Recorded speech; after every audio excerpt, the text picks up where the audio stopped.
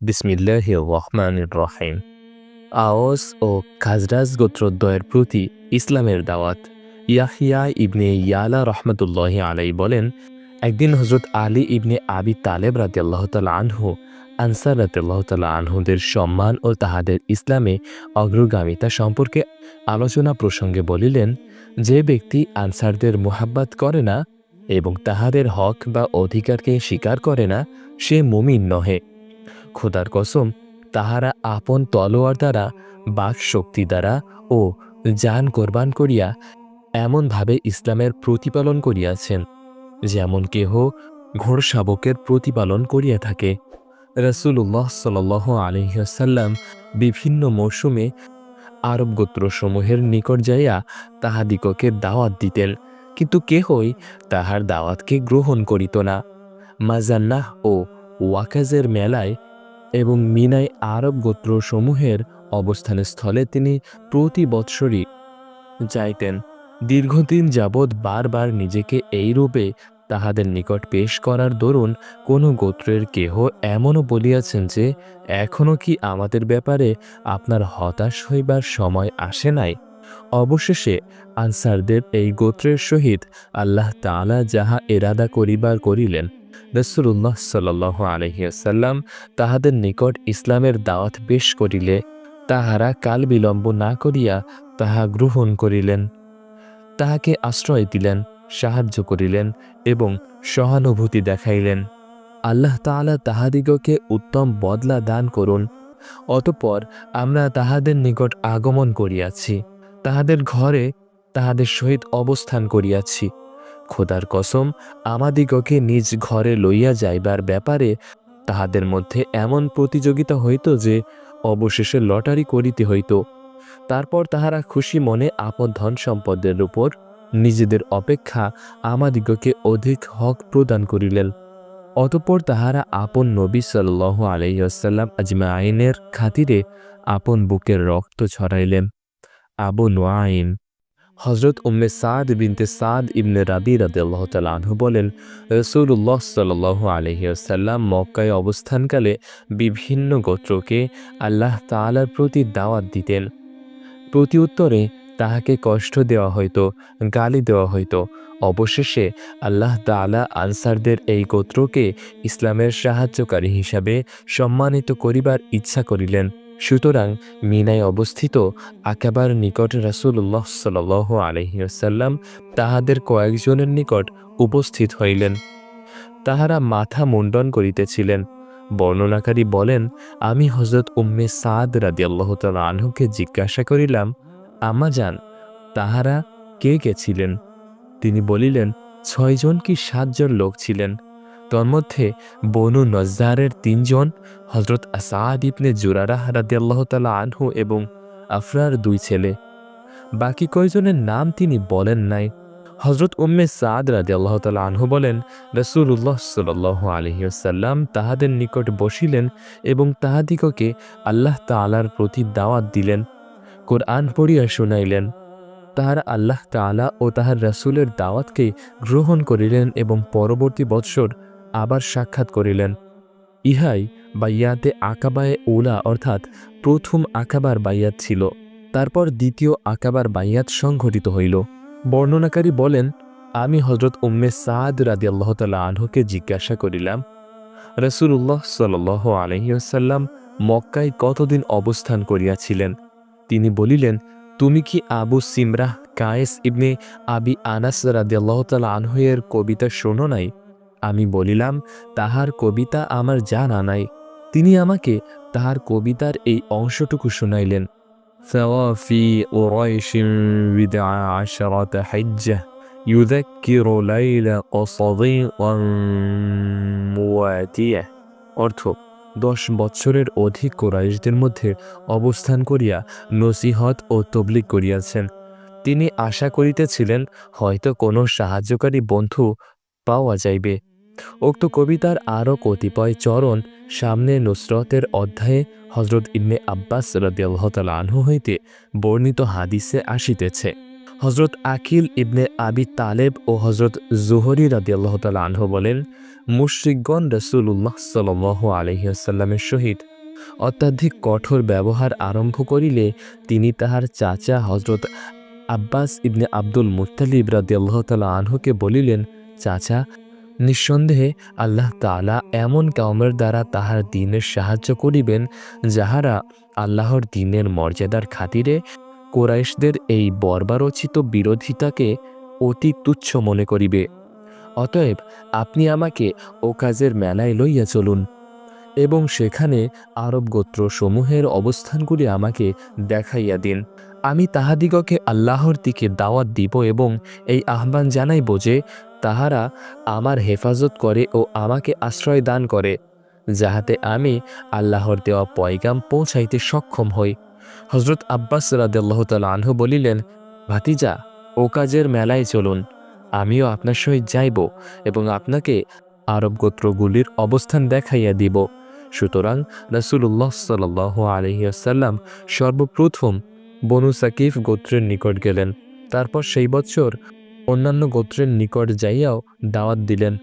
পরবর্তী বৎসর যখন আল্লাহ তাআলা রাসূলুল্লাহ সাল্লাল্লাহু আলাইহি ওয়াসাল্লামকে প্রকাশ্যে দাওয়াত দিবার আদেশ করিলেন, তখন হজের মৌসুমে আওস ও খাজরাজ গোত্রের আসআদ ইবনে জুরারা, আবু হাইশাম ইবনে তাইয়্যাহান, আব্দুল্লাহ ইবনে রাওয়াহা, সাদ ইবনে রাবি, নোমান ইবনে হারেসা ও ওবাদাহ ইবনে সামেত রাদিয়াল্লাহু তাআলা আনহু, এই 6 জনের সহিত তাহার সাক্ষাৎ হইল।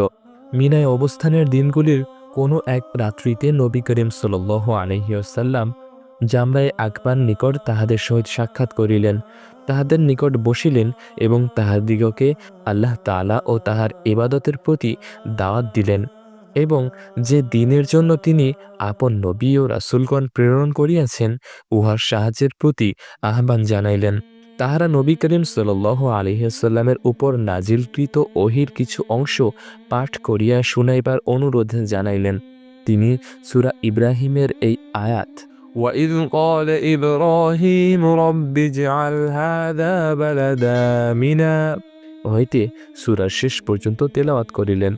কোরআনের এই মধুর বাণী শুনিয়া তাহাদের অন্তর বিগলিত হইল এবং তাহারা বিনয়াবনত হইয়া ইসলাম গ্রহণ করিলেন। রাসূলুল্লাহ সাল্লাল্লাহু আলাইহি ওয়াসাল্লাম তাহাদের মধ্যে পরস্পর কথাবার্তা চলিতেছিল, এমন সময় হযরত আব্বাস ইবনে আব্দুল মুত্তালিব রাদিয়াল্লাহু তাআলা আনহু-এর নিকট দিয়া যাইতেছিলেন। তিনি নবী করিম সাল্লাল্লাহু আলাইহি ওয়াসাল্লামের আওয়াজ শুনিয়া চিনিতে পারিলেন। নিকটে আসিয়া জিজ্ঞাসা করিলেন, ভাতিজা, আপনার নিকট ইহারা কারা? তিনি বলিলেন, চাচা, ইহারা ইয়াসরাব অর্থাৎ মদিনাবাসী, আওস ও খাজরাজ গোত্রের লোক। ইতিপূর্বে আরবের অন্যান্য গোত্রকে আমি যেরূপ দাওয়াত দিয়াছি, ইহাদেরও সেরূপ দাওয়াত দিয়াছি। তাহারা আমার দাওয়াত গ্রহণ করিয়াছে এবং আমার কথাকে সত্য বলিয়া মানিয়া লইয়াছে। তাহারা বলিতেছে, আমাকে তাহারা আপন দেশে লইয়া যাইবে। এই কথা শুনিয়া হযরত আব্বাস রাদিয়াল্লাহু তাআলা আনহু-এর নিজ বাহন হইতে নামিয়া উহাকে বাঁধিলেন। তারপর তাহাদিগকে উদ্দেশ্য করিয়া বলিলেন, হে আওস ও খাজরাজ গোত্রদ্বয়, ইনি আমার ভ্রাতুষ্পুত্র এবং সকল মানুষ অপেক্ষা আমার নিকট প্রিয়। তোমরা যদি তাহাকে সত্য বলিয়া মানিয়া থাকো, তাহার প্রতি ঈমান আনিয়া থাকো এবং তাহাকে তোমাদের সহিত বাহির করিয়া লইয়া যাইবার ইচ্ছা করিয়া থাকো, তবে আমি তোমাদের নিকট হইতে এরূপ অঙ্গীকার লইতে চাই, যাহাতে আমি নিশ্চিত হইতে পারি তোমরা তাহাকে পরিত্যাগ করিবে না এবং তাহাকে ধোঁকা দিবে না, কারণ ইহুদিগণ তোমাদের প্রতিবেশী আর ইহুদিরা তাহার চরম শত্রু। তাহাদের ষড়যন্ত্র সম্পর্কে আমি নিশ্চিন্ত নহি। হযরত আসাদ ইবনে জুরারাহ রাদিয়াল্লাহু তাআলা আনহু ও তাহার সঙ্গীতের ব্যাপারে হযরত আব্বাস রাদিয়াল্লাহু তাআলা আনহু-এর এরূপ অনাস্থা প্রকাশে হযরত আসাদ রাদিয়াল্লাহু তাআলা আনহু অত্যন্ত মনক্ষুণ্ণ হইলেন।